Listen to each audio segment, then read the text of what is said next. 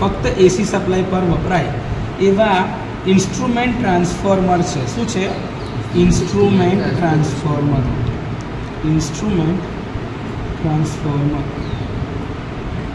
આમાં ઇન્સ્ટ્રુમેન્ટ તરીકે એક કરંટ હોઈ શકે કાં તો વોલ્ટેજ હોઈ શકે. જે શું કરે છે તો કે ભાઈ ટ્રાન્સફોર્મર એક્શનથી વોલ્ટેજ અને કરંટને મેઝર કરી શકાય એવા સ્ટેપ ડાઉન વેલ્યુમાં ટ્રાન્સફર કરે છે. અચ્છા સર, તો એનો મતલબ કે મારાથી હાઈ વોલ્ટેજ કાં તો હાઈ કરંટ આનાથી માપી શકાય? માપી શકાય. તો આની અરેન્જમેન્ટ કેવી હોય? તો ભાઈ આ મારી પ્રાઇમરી વાઇન્ડિંગ છે સીપી. તો આ પ્રાઇમરીની કોઇલ છે, એનું જે ફ્લક્સ જે હશે એ સેકન્ડરીના આટા સાથે લિંક થતું હશે અને જેની સાથે મેં અહીંયા આગળ શું લગાડી દીધું? એમીટર. શું લગાડી દીધું? એમીટર. એનો મતલબ કે અહીંયા આગળ જે કરંટ જતો હશે એ મારો પ્રાઇમરી કરંટ હશે અને અહીંયા જે કરંટ આવતો હશે કયો હશે? Secondary current. આનો રેશિયો મારી પાસે હશે, રેશિયો જેને ટ્રાન્સફોર્મેશન રેશિયો કહીએ છીએ અથવા તો સીટી રેશિયો કહીએ છીએ એ મારી પાસે હશે. તો આ મારો કરંટ માપી શકશે. આ પ્રકારની ટેકનિક ફક્ત ને ફક્ત એસી સપ્લાય ઉપર જ કામ કરે છે. કે ટ્રાન્સફોર્મર ડીસી પર કામ કરી શકે નહીં. એની ફ્રીક્વન્સી બી જરૂરી છે એટલા માટે અને એસી સપ્લાય પર જ કામ કરશે.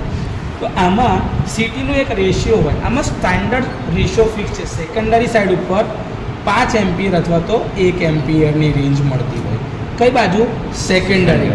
અને પ્રાઇમરી બાજુ સાહેબ તમારી તાકાત 10,000 એમ્પિયર આપતા હોય તો 10,000 બાય 5 એમ્પિયરની બી સીટી બને.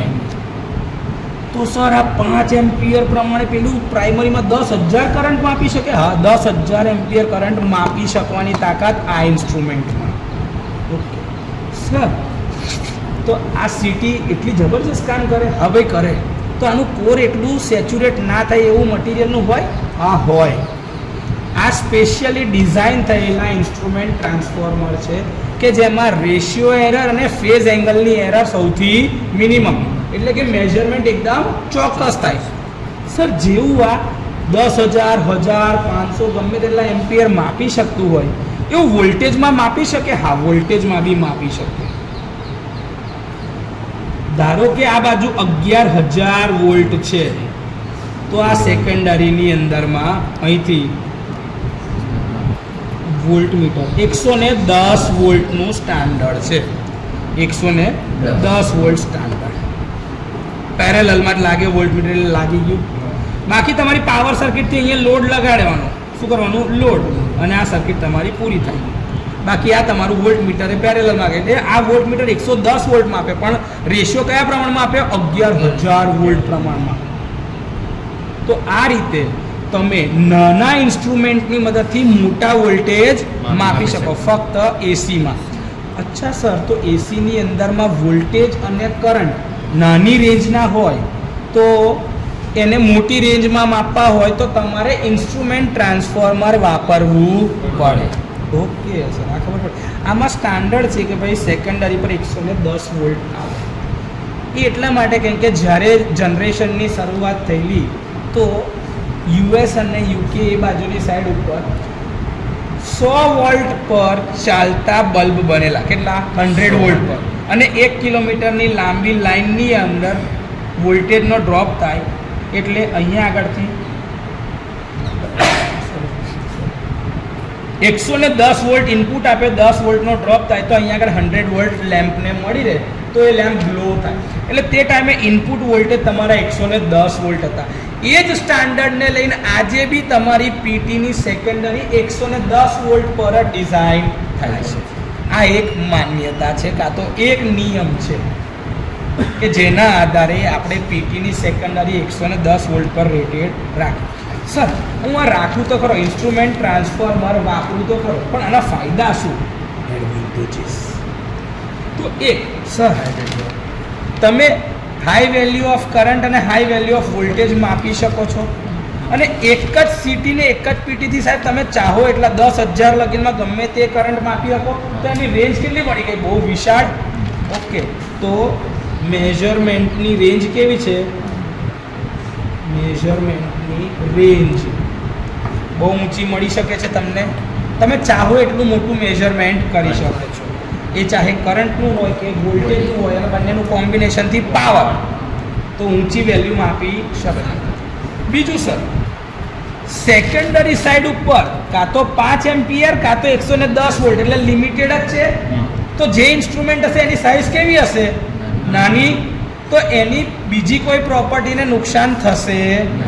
ઓકે સર, તો જે મારા ઇન્ડિકેટિંગ ઇન્સ્ટ્રુમેન્ટ છે, ઇન્ડિકેટિંગ ઇન્સ્ટ્રુમેન્ટ એની સાઇઝ કેવી હશે?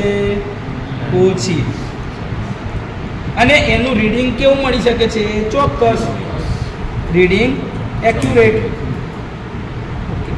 સર, હવે સ્ટાન્ડર્ડ રેટિંગ ઉપર કામ કરતા હોય તો સર આપોઆપ એનું સેકન્ડરીમાં જે તમે મીટર લગાડ્યું એ સ્ટાન્ડર્ડાઇઝ થઈ જાય. જે મીટર લગાડ્યું કાં તો 5 એમ્પિયર લગીનનું હોય કાં તો 110 વોલ્ટનું હોય એટલે સ્ટાન્ડર્ડ જ મીટર થઈ ગયું. અચ્છા, તો એની સાથે કોઈ બીજું મીટર પેરેલલમાં કાં તો સિરીઝમાં લગાડીને કમ્પેરિઝન કરી શકાય? તો સર સ્ટાન્ડર્ડાઇઝેશન બી ઇઝીલી કરી શકાય. Standardise metre on secondary helps to find out standardized result અથવા તો standardized values. માપી શકે છે. સર, સૌથી મોટો એડવાન્ટેજ કે પ્રાઇમરી અને સેકન્ડરી વચ્ચે તો આઇસોલેશન છે, બંને એકબીજાથી ઇલેક્ટ્રિકલી કેવી છે? અલગ. તો શોર્ટ થવાના ચાન્સીસ ઓછા, કરંટ લાગવાના ચાન્સીસ ઓછા. તો electrical isolation between actual measurement અને measurement and meter. બીજું, આનું ઇન્સ્યુલેશન લેવલ કેવું જોઈતું હશે? ઇન્સ્યુલેશન લેવલ, વોલ્ટેજ અને કરંટ જ ઓછા છે તો ઇન્સ્યુલેશન લેવલ કેવું? લો. તો ઓછા લેવલ વાળું ઇન્સ્યુલેશન જોશે તો એ ખર્ચો બી બચી ગયો. બીજું સર, પાવર કન્ઝમ્પશન કેટલું હશે સેકન્ડરી સાઈડ પર? મીટરનું પાવર કન્ઝમ્પશન કેવું હશે? લો. પાવર કન્ઝમ્પશન લો હોય તો લોસીસ ઓછા, તો આઉટપુટ વધારે, તો એરર ઓછી, એફિશિયન્સી વધારે. આ બધા ફાયદા એના છે.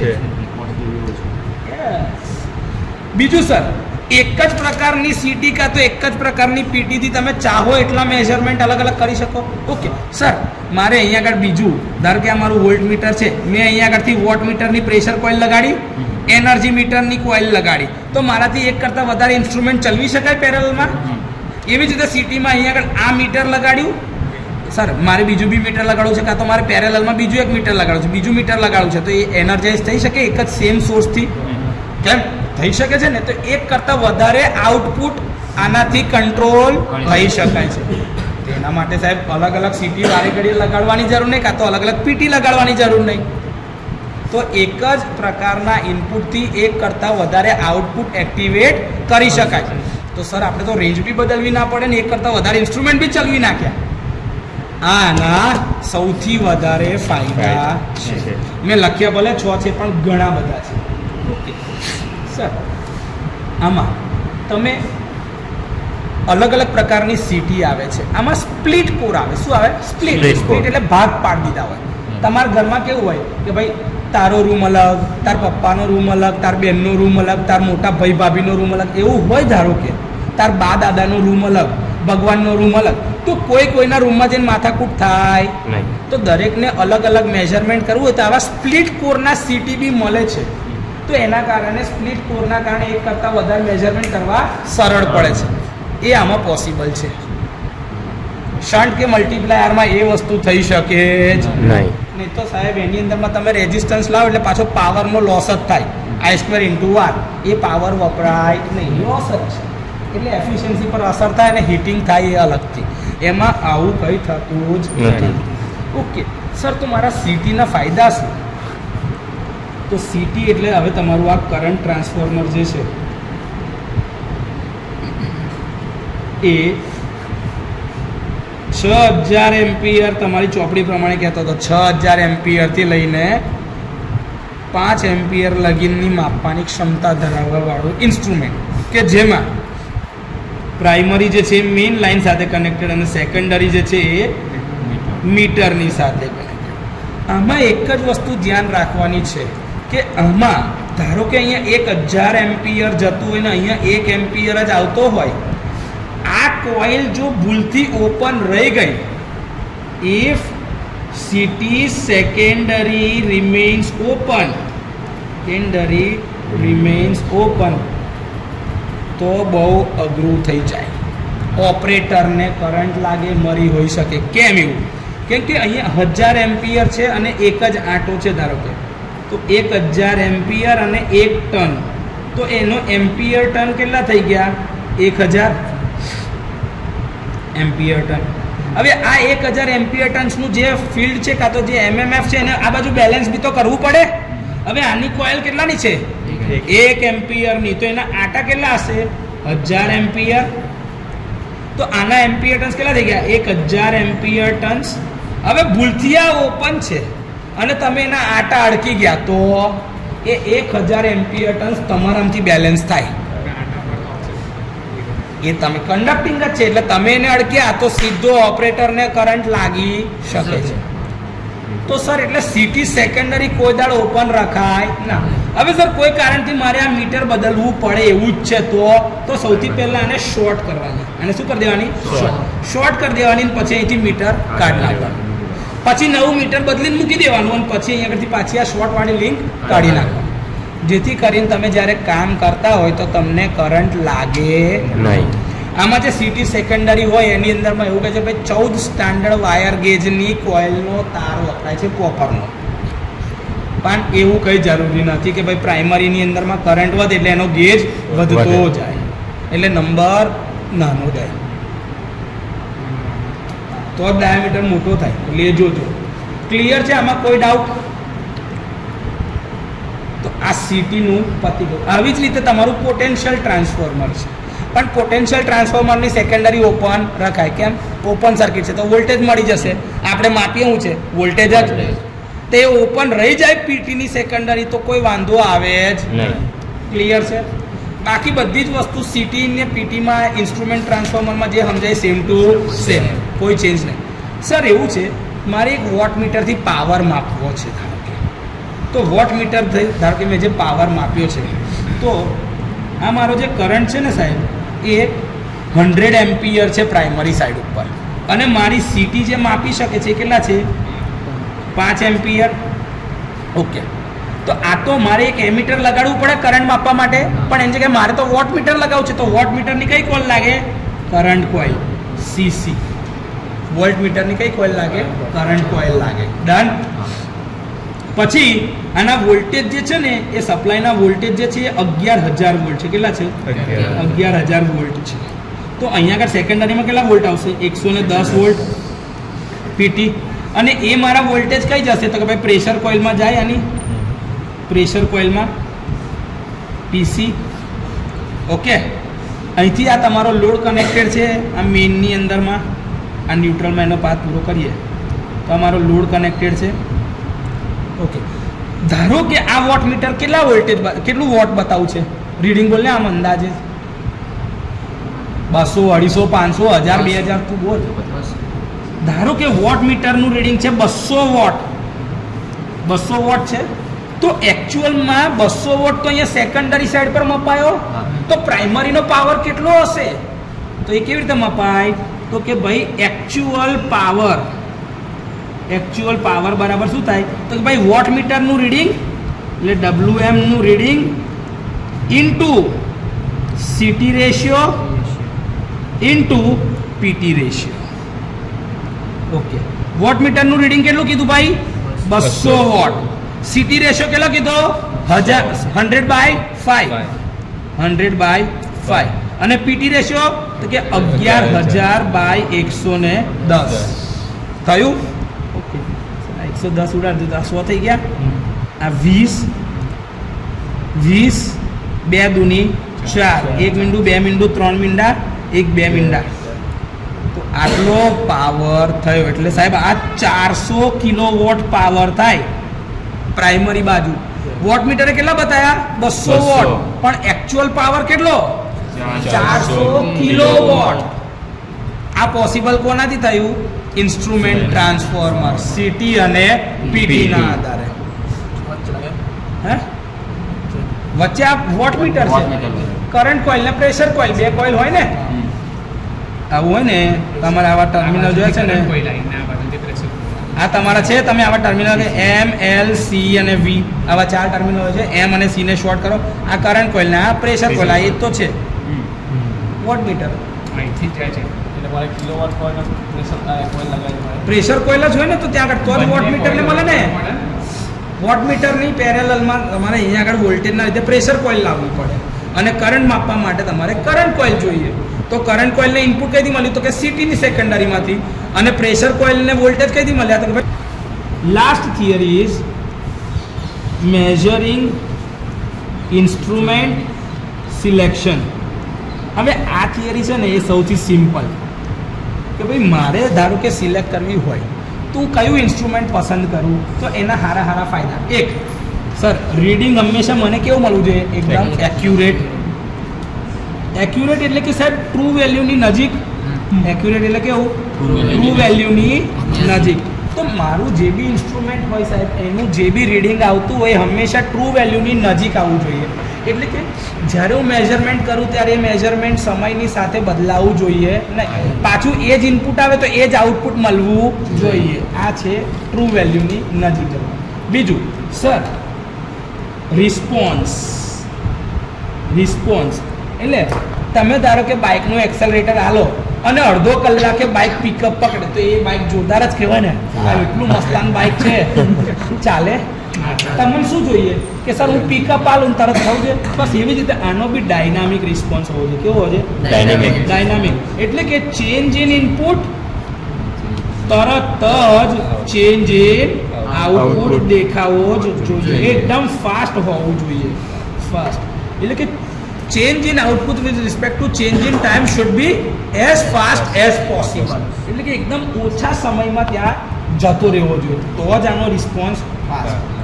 સર રિસ્પોન્સ ફાસ્ટ લઈ આવ્યા પછી જે બી ઇન્સ્ટ્રુમેન્ટ મળે છે એનો ડેટા કલેક્ટેડ હોવો જોઈએ. કેમ સર? એ ડેટા એનાલિસિસ પર્પઝ માટે જોઈએ, રેકોર્ડિંગ પર્પઝ માટે, અને કદાચ કોઈ બી કારણસર ધારો કે એમાં કઈ જાતની તકલીફ પડી રહી છે તો એ તકલીફનું સોલ્યુશન માટે મારી પાસે જૂનો ડેટા હોય તો હું કંઈક નવું કરી શકીશ ને. તો પાસ્ટ ડેટા હશે તો એનું કામ થશે. એટલે ડેટાની અંદરમાં સ્ટોરેજ ફેસિલિટી હોવી જરૂરી. અને એના માટે હવે કયામાં હોય? ડિજિટલ ઇન્સ્ટ્રુમેન્ટમાં. ડિજિટલ ઇન્સ્ટ્રુમેન્ટ તરીકે તમે વાપરો ડિજિટલ ઇન્સ્ટ્રુમેન્ટ, તો તમારે આ ડેટા તમે સ્ટોર કરી શકો અને ભવિષ્યમાં જરૂર પડે ત્યારે એનાલિસિસ પર્પઝ માટે વાપરી શકો આ ડેટા. સર મારી ડિસ્પ્લે એનાલોગ હોય ને ડિજિટલ હોય, કયું સૌથી સારું પડે? ડિજિટલ. કેમ? એક્યુરસી સાહેબ. કે એનાલોગ પ્રકારના ઇન્સ્ટ્રુમેન્ટ ધારો કે મૂવિંગ આયન હોય તો સાહેબ નજીક સ્કેલ, તો વાંચનમાં એરર આવશે, તો રીડિંગ ચોક્કસ મળશે નહીં. એટલે સર મારી ડિસ્પ્લે ડિજિટલ હોય એટલું સારું, જેથી કરીને રીડિંગ કેવું મળી શકે? રીડિંગમાં આવતી એરર ઓછી થઈ જાય. એટલે ચોકસાઈ વધી ગઈ. સર સૌથી વધારે ઇમ્પોર્ટન્ટ છે પૈસા. કોસ્ટ કેવો હોવો જોઈએ સાહેબ? બને એટલો ઓછો. કેમ કે સાહેબ આપણે તો ડેવલપિંગ કન્ટ્રી છે, આપણાને બહુ ખર્ચો પોસાય એટલે બને એટલો ઓછો ખર્ચો થતો હોય એ મળવો જોઈએ. સર બીજું કે જે મારો ફાઇનલ ડેટા મળતો હોય એ એકદમ ફટાફટ મળવો જોઈએ. જે મેં તમને કીધું એ રિસ્પોન્સ ફાસ્ટ હોવો જોઈએ, જેથી કરીને એના પરનું એનાલિસિસ ટાઈમે કરી શકાતું. બીજું સાહેબ તો કે ભાઈ માઉન્ટિંગ ટાઈપ કયા પ્રકારનું છે એ જરૂરી છે. મેઝરમેન્ટનું ઇન્સ્ટ્રુમેન્ટ, કંટ્રોલિંગ ટોર્ક કેવી રીતે મળે છે, કંટ્રોલ સિસ્ટમ કેવી છે, ડિફ્લેક્ટિંગ ટોર્ક નહીં, damping torque.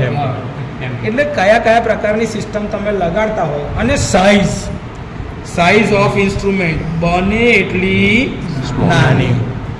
Torque two wet ratio બને એટલો ઊંચો. હજી બીજું ઘણું બધું છે, જેમ કે એક્સટર્નલ મેગ્નેટિઝમની એના પર અસર ના થવી જોઈએ.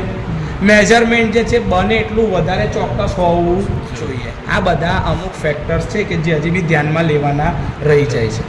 એનું એન્ક્લોઝર સાહેબ બને એટલું મજબૂત હોવું જોઈએ અને કરંટ લઈ જતું હોવું જોઈએ, કેમ કે તો જ એડી કરંટ ડેમ્પિંગ પોસિબલ થશે. ક્લિયર?